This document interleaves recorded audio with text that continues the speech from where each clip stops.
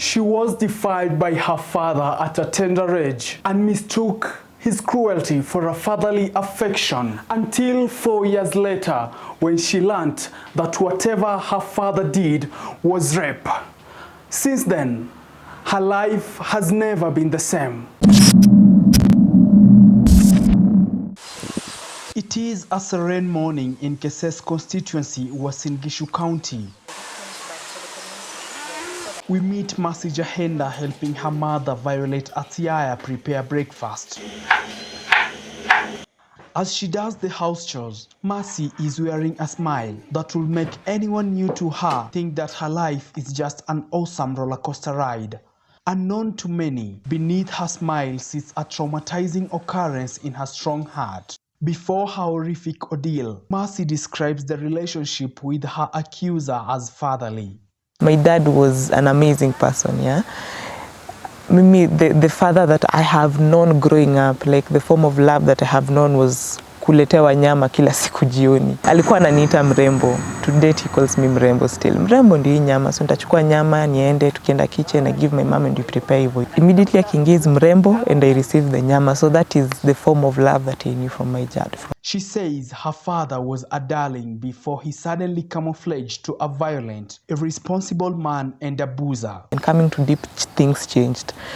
My dad just started being cold and haonekani once in a while, not always around the house. When he's around, he drinks a lot. Atakuja, akunywe, afanye vitu zenye, like I would not even imagine. Why the father changed from a loving and caring to cold and aloof is still a mystery to Mercy and her mom. The father became inseparable from alcohol, which made him more violent. Mercy recalls her mother being dealt with blows every evening by the father after his drinking spree. I have seen my mom being beaten by my dad, and he used to have kibakora kengine hivi, something so huge. Alafu at the tip ilikuwa na a metalish thing, very heavy. That is what my mom used to be beaten with. Miss Violet silently endured the suffering, hoping and praying that one day her husband would change to the man she once fell in love with. The day never came as Mercy watched in horror the violence escalating in the house.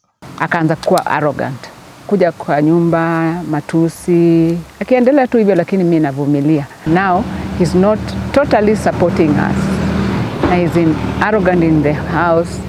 Angekuja atuchape, agombane paka anafika to extend ya kuchapa mimi. But nilivumilia kwa muda. Ikaenda nao, akakuja kwa watoto. I had my niece and my nephew. Akikuja sasa anakuwa so arrogant, hata kwa Mercy anakuwa mbaya sana. Na mimi nikavumilia. On an unspecified date in November 2005, Mercy had just arrived home from school when her father did the unthinkable. She was barely 9 years old and in class 5. Mercy narrates to me with teary eyes the brutality meted on her by her very close blood relative.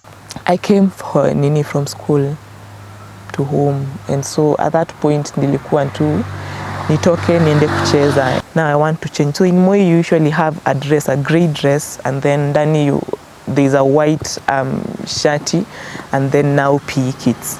So nimetoa dress and then I feel someone touching me from behind. So I look back and I see it's my dad. So at that point I was like nothing, hakuna kitu ili ring in my mind or anything. It's just normal. It's just normal, like how any other parent will come and touch you, yeah? An act highly condemned, considered immoral in the scriptures, and an abomination in the African culture that will shake the ancestors in their tomb. Her father did it anyway, brutally and cold, she recalls. Then after nimetoa the white shirt, he comes and grabs me and throws me on the bed.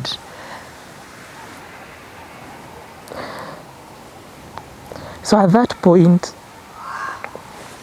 I was so confused because first of all, I do not understand I did not understand what that was. Now I was wondering, a lot of things were in my mind. Nimefanya nini, nimefanyia nini daddy, nimefanya nini, sijasoma shule, you know, a lot of things were.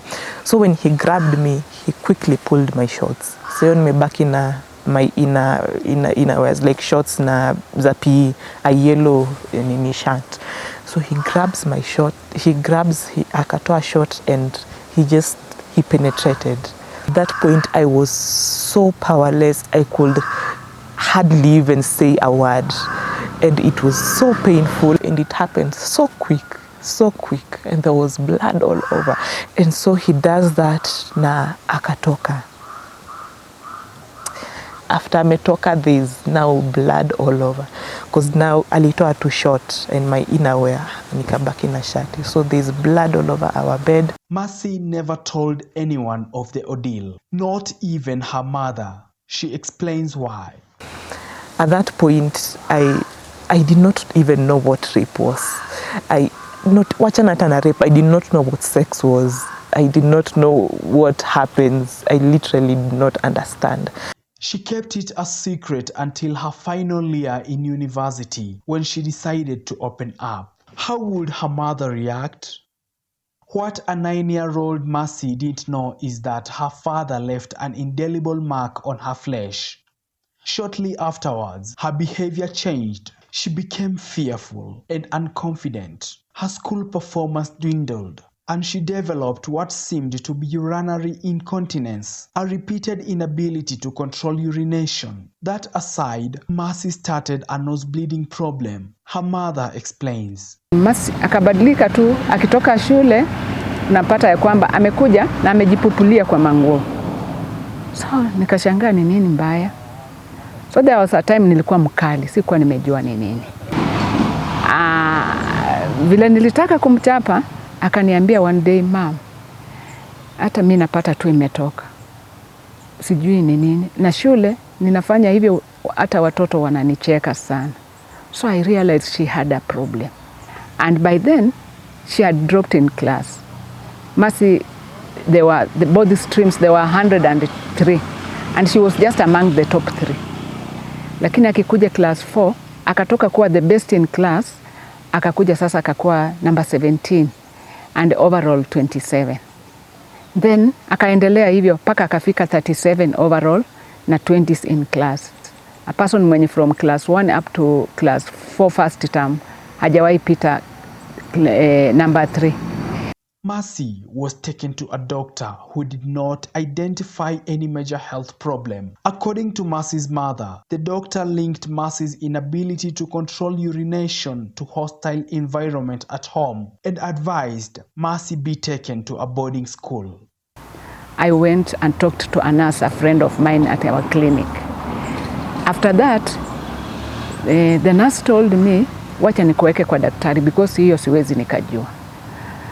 I went, but the person who was in charge, daktari alikuwa kiitwa Dr. Mumia. Waka interview mtoto na wakaniambia huyu mtoto si mgonjwa. The problem ni nyinyi parents wawili. So daktari came with a solution, akasema ya kwamba this girl anatakikana now aende in a boarding school such that akose kuona harassment yenye iko itamsaidia. And we took her to a boarding school, a good school. Ilikuwa inaitwa Eldoret Preparatory. While Mercy was in boarding school, hell broke loose at home. Kakuwa sasa anakuja, hata there is no single day yenye naweza kukosa kuchapwa.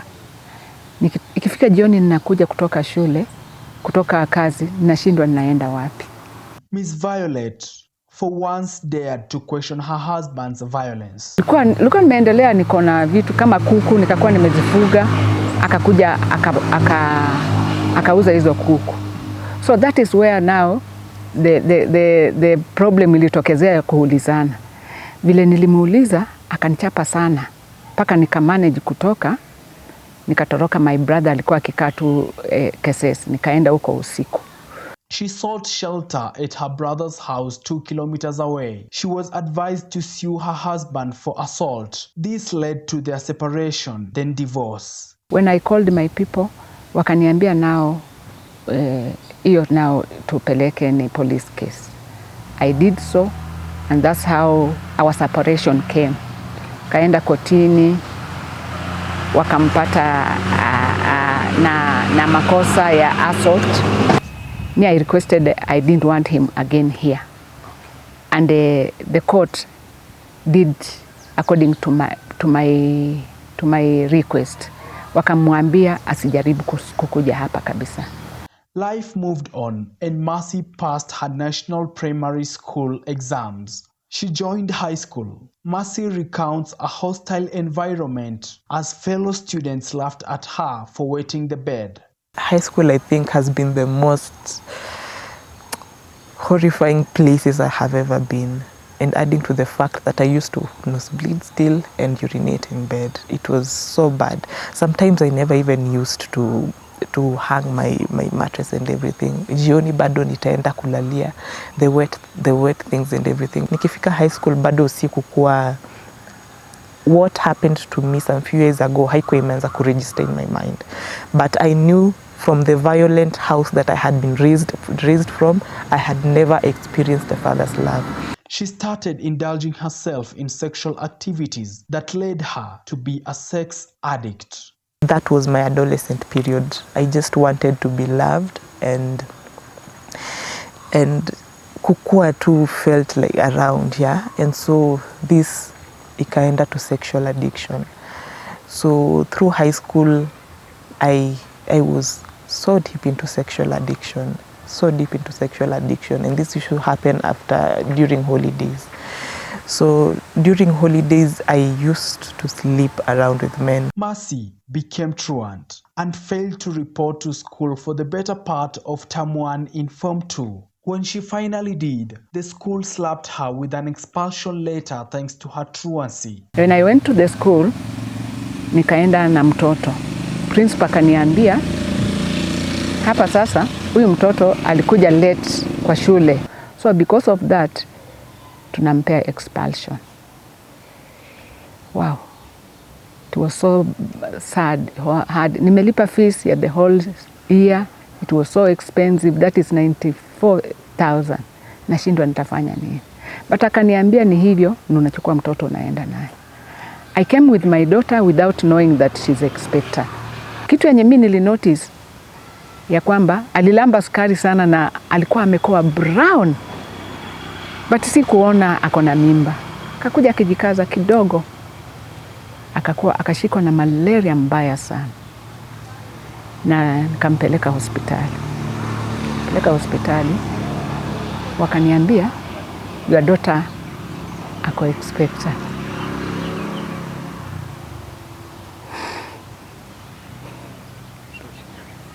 Mercy alikuwa mdogo. She was 15 years old. Wakamuadmit, wakapata nini iko juu, temperature iko juu. Na ako tu paka the first day, the second day ilikuwa haiendi chini. Wakaniambia akimaliza second day nao itabidi mtoto watoe because inaweza kuwaua wote. Me, I just accepted. But I kept on just praying. And indeed, hiyo morning wakikuja, temperature ikakuwa imetoka 39.5, ikakuja now 37.7. Mercy was finally out of danger and she could keep the baby as well. But as she stayed at home to nurse her pregnancy, Mercy was subjected to shame. It took the intervention of church leaders to help her face her teenage pregnancy with wit. You know, pregnancy you cannot hide. And already people know. Na wanajua mimi nimejua na nimeficha, and actually I didn't know. Na weekend I could even sleep with 3 men.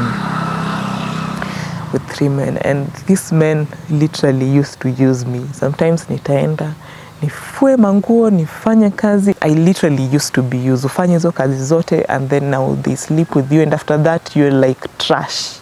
Yeah. Utoke uende kwako. And at that point, and now you see huyu amenitupa. Now I have to, it was like a thirst that I was, the love for men, it was like a thirst that I wanted to quench.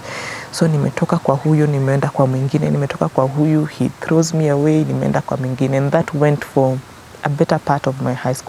This persisted until she joined Moi University for a degree course in Bachelor's of Science in Informatics. She had all the freedom to explore her sexual desires in campus, but instead, Mercy started self-guilt tripping and regretted her past. Now through high school, nimejua what sex is, but I blocked what happened to me. I literally blocked it. So now in uni, everything now starts playing in my mind. Whatever happened back then starts playing in my mind.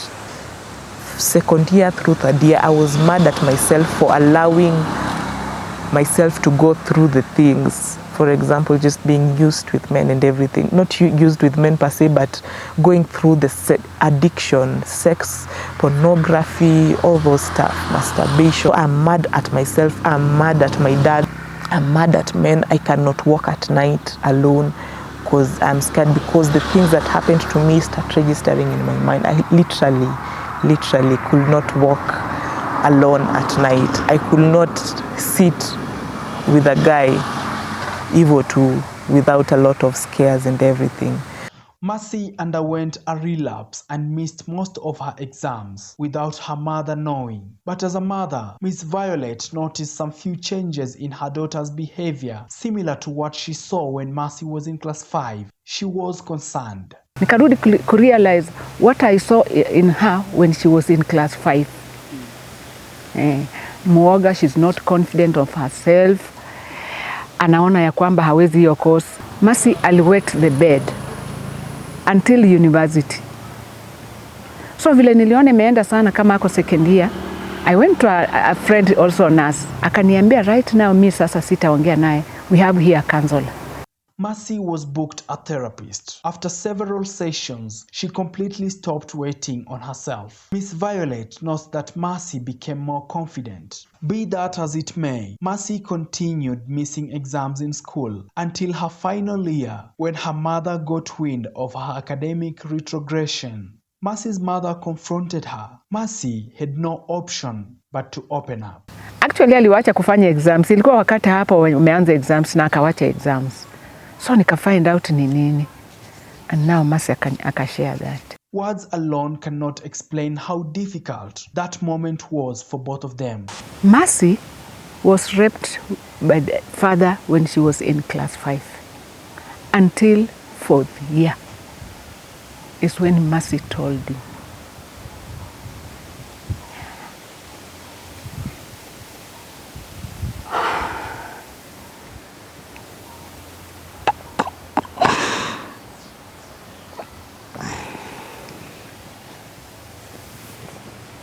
Sorry.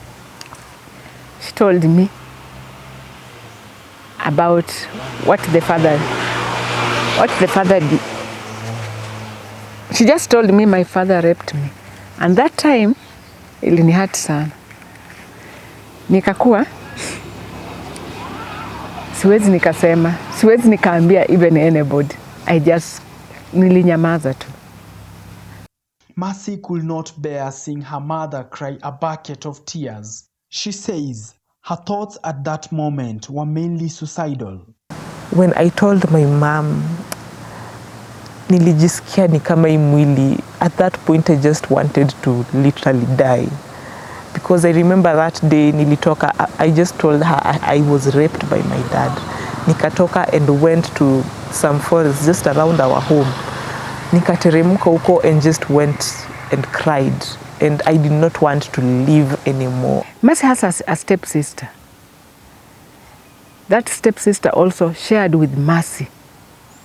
Second year when they went for attachment, they were all in Nairobi. The girl is working in Nairobi. We stayed with her here in primary until when she went to secondary school and college, she went back to Western.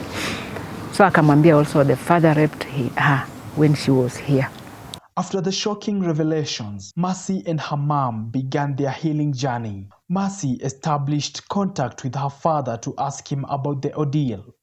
After repeatedly denying raping her, Mercy tells me that her father finally admitted committing the horrific act and apologized. It took a lot of strength, and so we over and over again akikataa, I call him and asema nothing like that ever happened and everything. But then one day he actually just called me and said he apologized. Surprisingly, Mercy and her mom say they have forgiven the father, citing strong spiritual reasons, adding that censuring him further was tantamount to a pot calling the kettle black.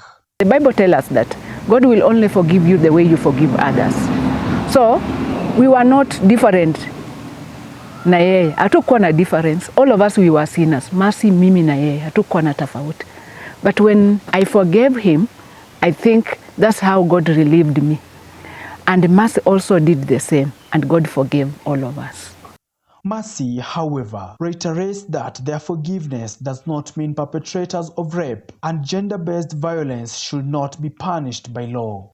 Mercy has now started an organization, Christian Taraja Foundation, a Swahili word for hope, that aims at informing students about sex education and giving a platform for rape and gender-based violence victims to open up. Mercy admits she cannot get away from what happened to her, but says she has learned to live with it positively. Her mom could not be any prouder. According to a global report by Equality Now, rape and sexual abuse are everyday violent occurrences affecting close to 1 billion people over their lifetimes. But to the pervasiveness of these crimes, the laws are insufficient, inconsistent, and not systematically enforced. Where the law cannot favor the victims, Mercy and her mother believe there is the best way to heal. From first, God first, and let them stand with their children. Because wazazi wengine unapata ya kwamba hata hao ningewacha Mercy, Mercy could not be what she is. Find a place to talk about it. Find a person you can confide in. And to the people that are being confided in, find a way to help these people. It is a process that requires them to heal. Reporting from Keses, Uasin Gishu County, my name is Sigomba Ramadhan Omar.